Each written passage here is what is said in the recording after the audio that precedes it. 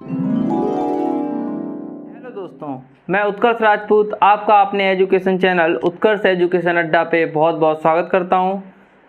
आज हम लोग देखेंगे ग्राफ का एक नया टॉपिक जिसका नाम है पाई आरेख। तो हम आज अपने टॉपिक को शुरू करते हैं और देखते हैं पाई आरेख, जो कि पैट के एग्ज़ाम के लिए बहुत ही ज़्यादा इम्पोर्टेंट है। तो हम समझते हैं पाई आरेख को।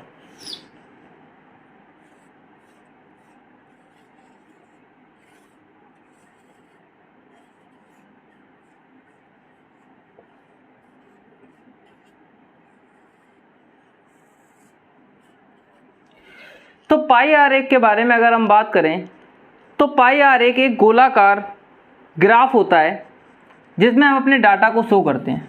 ठीक है, पाई आरेख क्या होता है? एक गोलाकार ग्राफ होता है जिसमें हम अपने डाटा को क्या करते हैं? शो करते हैं।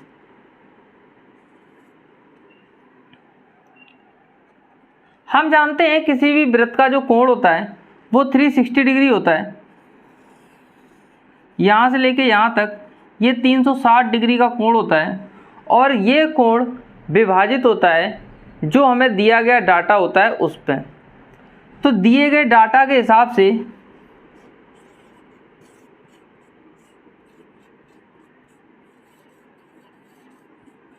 डाटा के हिसाब से 360 डिग्री के कोण को हम विभाजित करते हैं। तो यहाँ पे क्या होता है कि बहुत सारे सवालों में हम 360 डिग्री को 100% मान लेते हैं।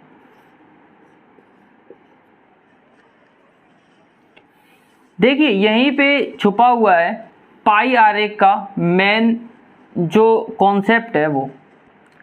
अगर एक बार आपकी समझ में ये कॉन्सेप्ट आ गया तो आप सारे सवाल कर लोगे, जो भी सवाल आएगा वो सारे सवाल आप कर सकते हो।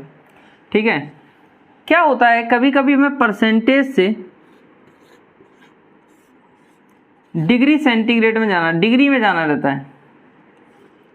ठीक है, तो 360 डिग्री का पूरा कोण होता है और 100% जो शो ऑफ करता है वो 360 डिग्री को शो ऑफ करता है। अगर हम बात करें यहाँ पे 1% की, तो 1%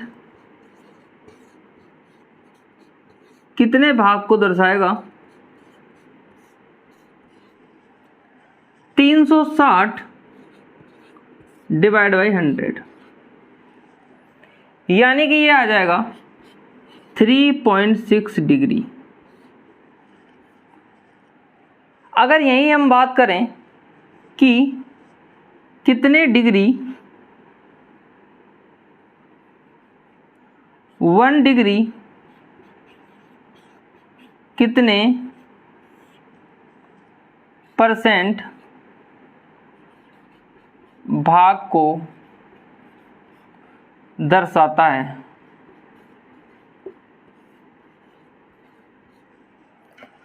तो यहाँ पे क्या होगा? 1 डिग्री जो होगा वो होगा 100 डिवाइड बाई 360%। तो जब हम इसे काटेंगे और इसे सॉल्व करेंगे तो ये हमारे पास कुछ निकल के आएगा 5/18, जो कि होगा 0.28 के बराबर, अप्रोक्स 0.28% के बराबर। तो ये मेन कॉन्सेप्ट है जो कि यहाँ पे छुपा हुआ है कि आखिर हमें प्रतिशत से डिग्री में किस तरह से जाना है और डिग्री से प्रतिशत में कैसे जाना है। यही कॉन्सेप्ट है जो कि हम पूरे सवालों में इस्तेमाल करेंगे। एक बार ये कॉन्सेप्ट आपको समझ में आ गया कि परसेंटेज से डिग्री में कैसे जाना है और डिग्री से परसेंटेज में कैसे जाना है, तो आपसे सारे सवाल हो जाएंगे। तो हम देखते हैं कुछ सवालों को और उनको सॉल्व करने की कोशिश करते हैं।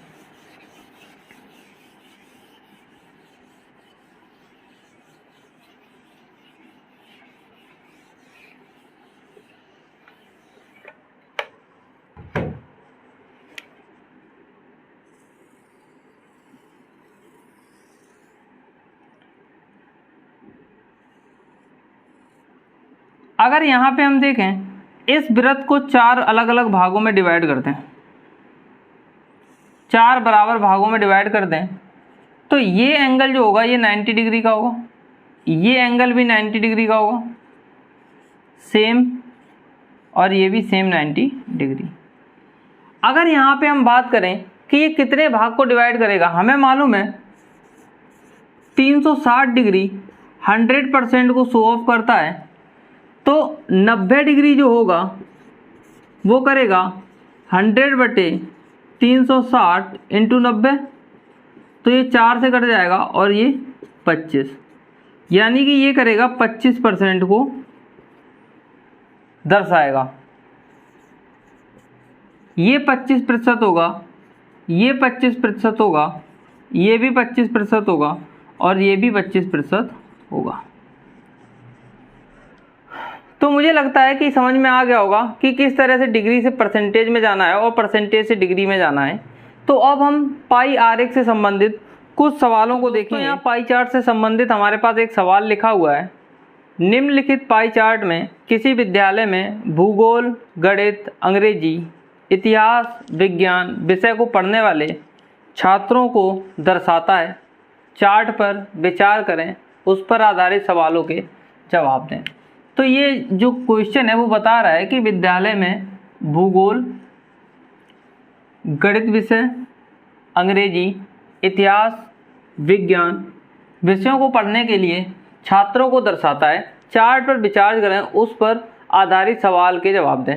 ठीक है, तो हमें ये दिखाई दे रहा है कि ये हमारा पाई चार्ट है और इसमें इतिहास पढ़ने वाले जो छात्र हैं वो 35% हैं, अंग्रेजी पढ़ने वाले 10% हैं, गणित पढ़ने वाले 20% हैं, भूगोल पढ़ने वाले 20% हैं, विज्ञान पढ़ने वाले 15% हैं। तो अगर ये हम टोटल जोड़ेंगे तो पूरा का पूरा 100 होगा। 35 और 15 50, 50 20 70, 70 10 80 और 20 100।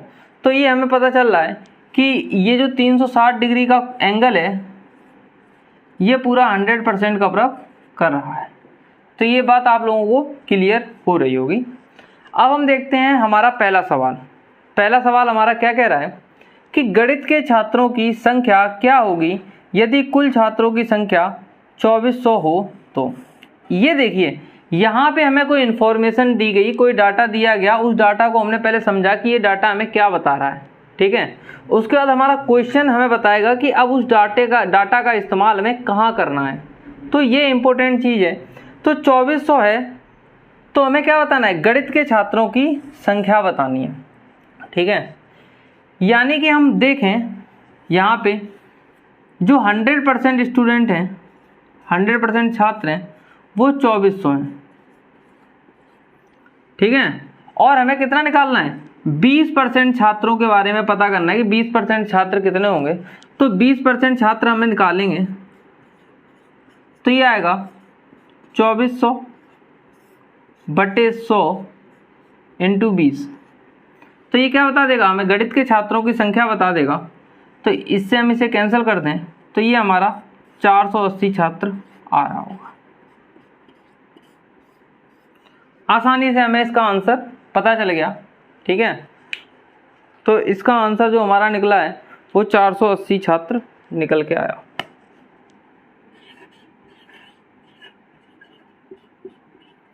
सवाल नंबर पहले का आंसर। ठीक है, अब हम अगर क्वेश्चन नंबर 2 की बात करें कि इतिहास का सेक्टर कोण क्या है। ठीक है, तो इतिहास का सेक्टर कोण हमें पता करना है।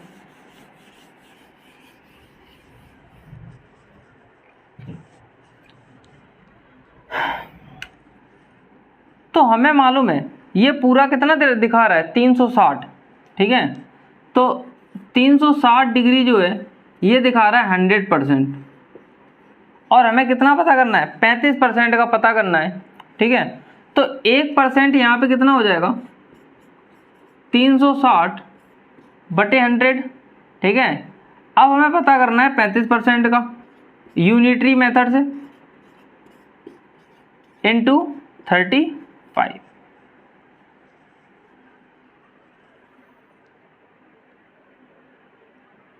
ठीक है, तो इसे जब हम सॉल्व करेंगे तो हमारे पास क्या निकल के आएगा, 0 से 0 कैंसिल,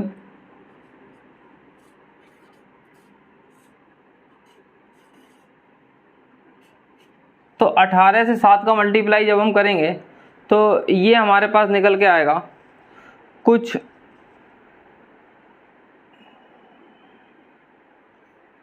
126 डिग्री निकल के आएगा। ठीक है, 18 सत्ते 126 होता है, तो वो 126 डिग्री निकल के आ जाएगा।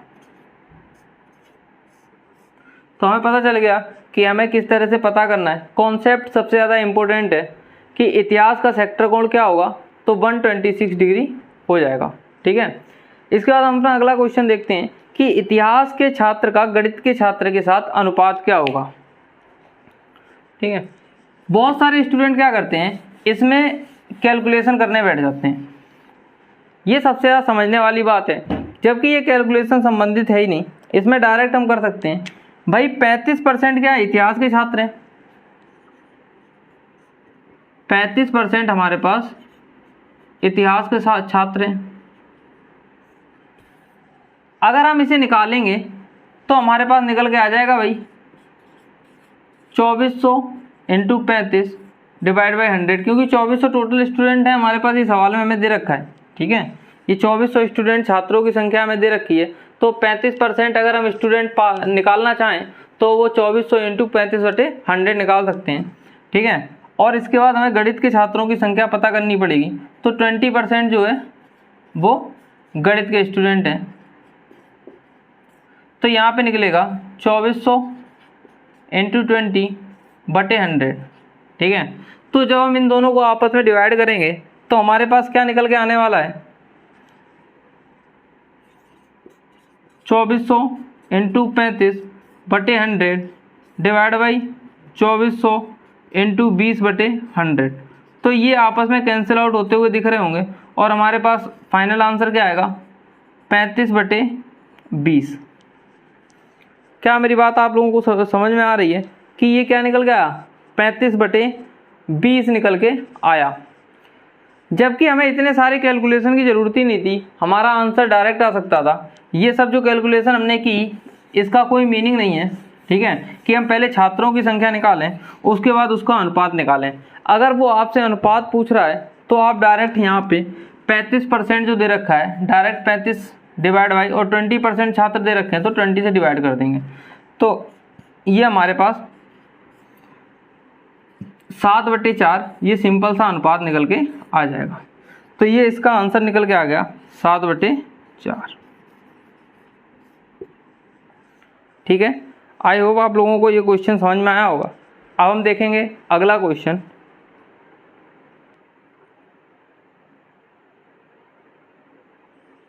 तो दोस्तों यहाँ पे हम देख रहे हैं कि हमारे पास एक सवाल है और इसमें एक पाई चार्ट दे रखा है, पाई आरेख बना रखा है, और इसमें हमें कुछ इन्फॉर्मेशन दी गई है सवाल के माध्यम से कि एक संस्थान में 1200 छात्र हैं।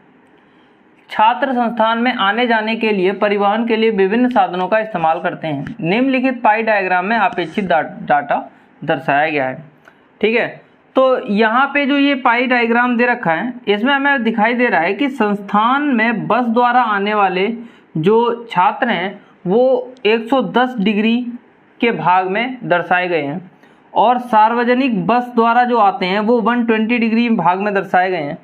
पैदल 50 डिग्री छात्र हैं और साइकिल से आने वाले 100 डिग्री के स्टूडेंट हैं।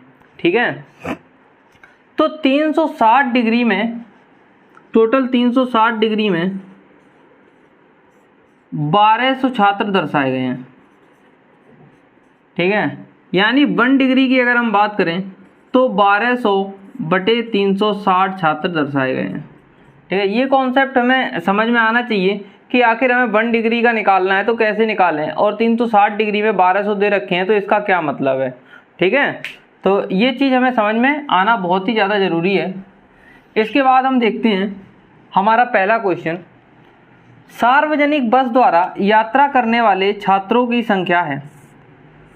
तो सार्वजनिक बस द्वारा हम देख रहे हैं कि 120 डिग्री में जो दर्शाए गए हैं वो छात्र जो सार्वजनिक बस द्वारा यात्रा करते हैं, यानी कि 360 डिग्री में जो दर्शाए गए हैं वो 1200 छात्र हैं, यानी कि 1 डिग्री में जो छात्र आएंगे 1200/360, और जो हमारे 120 डिग्री में आएंगे वो 1200 बटे 360 इंटू 120। ठीक है, तो ये निकल के जो आएंगे ये हमारे पास सार्वजनिक बस द्वारा जो छात्र होंगे वो निकल के आएंगे। तो इसकी कैलकुलेशन आप लोग कीजिए।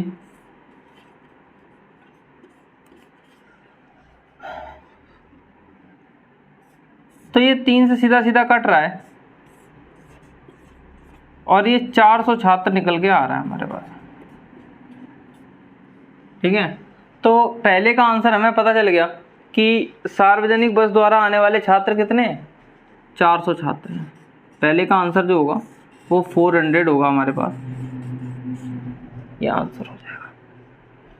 ठीक है, तो दूसरे क्वेश्चन की अगर हम बात करें, संस्थान की बस इस्तेमाल ना करने वाले, संस्थान की बस इस्तेमाल ना करने वाले छात्रों की संख्या है। देखिए, हमें पता है कि संस्थान में जो बस इस्तेमाल करते हैं वो 110 डिग्री में इस्तेमाल करते हैं और टोटल हमारे पास 1200 छात्र हैं। यानी कि जितने बस इस्तेमाल करते हैं संस्थान की, अगर हम वो निकाल लें और टोटल में से माइनस कर दें तो हमें पता चल जाएगा कि कितने स्टूडेंट ऐसे हैं जो संस्था की बस इस्तेमाल नहीं करते हैं। अब यहीं पे कुछ स्टूडेंट क्या करेंगे, वो 120 को 50 में जोड़ेंगे, फिर 100 में जोड़ेंगे, उसके बाद कैलकुलेशन करेंगे। हालांकि उनका आंसर गलत नहीं है, वो सही आएगा, उसमें कोई प्रॉब्लम नहीं है। ठीक है, लेकिन ये हम थोड़ा सा डायरेक्ट कर सकते हैं। 1200 स्टूडेंट हैं,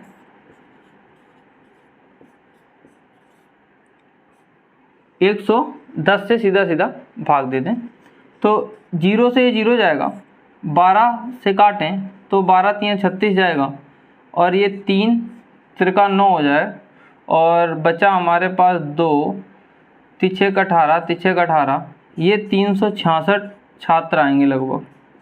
ठीक है, और जब हम इसे 1200 में से 366 माइनस कर देंगे तो ये हमारे पास निकल के आ जाएगा। तो यहाँ पे निकलेगा हमारा 10 में 6 गया 4, 9 में 6 गया 3 और 11 में हमारा 3 गया तो ये 8 बचेगा। तो 834 छात्र हमारे पास जो होंगे वो कैसे होंगे कि संस्थान की बस इस्तेमाल ना करने वाले छात्रों की संख्या जो होगी वो 834 छात्र निकल के आएंगे। ठीक है, तो मुझे लगता है कि आप लोगों को ये बात समझ में आ गई होगी कि 834 छात्र जो होंगे वो किस तरह से निकल के आए हैं। ठीक है, हालांकि आंसर उससे भी सेम ही आएगा, अगर आप इनको ऐड करके निकालेंगे तो भी आंसर सेम ही आना है। संस्थान में पैदल जाने वाले छात्रों की संख्या कितनी है, तो 50 डिग्री दे रखी है। ठीक है, तो बड़ा आसान सा सवाल है ये। पैदल जाने वाले छात्रों की जो संख्या आएगी वो कितनी आएगी, 1200 बटे 360 इंटू 50। ठीक है, तो 0 से ये 0 गया 12 और ये 3 आ जाएगा, 3 से ये काटेंगे तो 1.6 तिछे का 18 तिछे का 18, तो ये 166 छात्र निकल के आएंगे। ठीक है, तो संस्थान में पैदल जाने वाले जो छात्र होंगे वो 166 छात्र होंगे। ये आपका आंसर हो जाएगा। आई होप आप लोगों को वीडियो अच्छा लगा होगा। प्लीज़ हमारे वीडियो को लाइक करें और सब्सक्राइब करें और कमेंट बॉक्स में बताएं आपको हमारा वीडियो कैसा लगा, और कुछ सजेशंस अगर हैं तो वो ज़रूर बताएं ताकि हम आगे आने वाले वीडियोस को और बेहतर और अच्छी ढंग से आपके सामने ला सकें और अच्छे से चीज़ों को सुधार सकें। धन्यवाद।